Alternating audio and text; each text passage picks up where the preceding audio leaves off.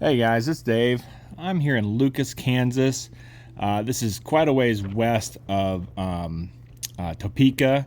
It's a small town, only about 400 people. Um, but we're here at the Miller Garden, or Miller's Park Garden.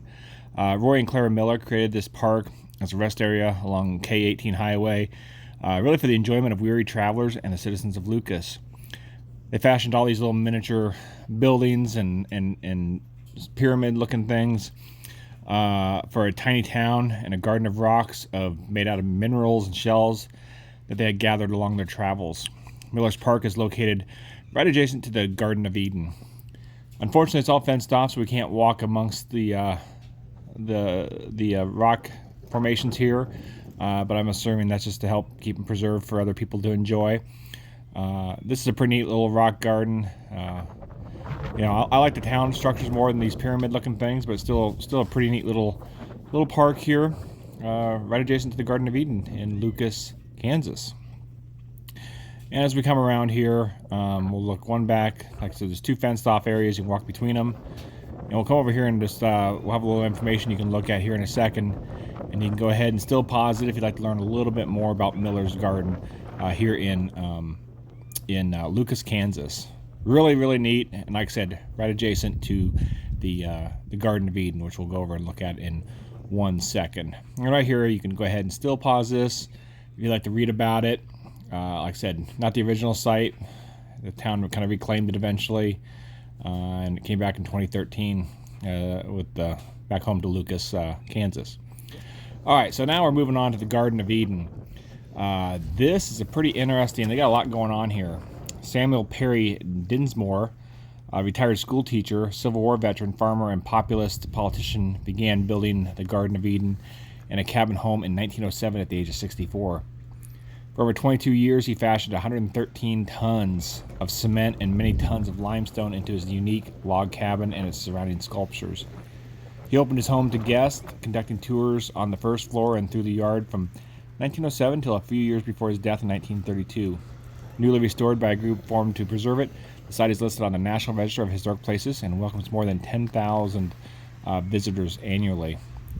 The 11-room cabin home is built of limestone logs, most of which run the cabin's full length. This native post-rock limestone traditionally was used for fences. Pretty neat little thing. And you can look up here. This is kind of interesting. You got a little bird or something like that, maybe. And then it's followed by a duck. Kind of going after the insect, maybe. More of an insect, and you got the duck. As we keep going down, we got the cat pursuing the duck. You got the dog pursuing the cat, or the wolf pursuing the cat. Kind of neat.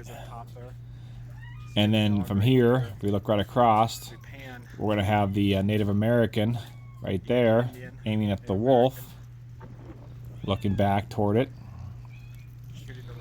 And then you have behind the Native American, kind of hard to see here in a second, we're going to have what appears to be like a Civil War soldier aiming back toward the Native American. Pretty interesting. And in the background, there's a concrete flag.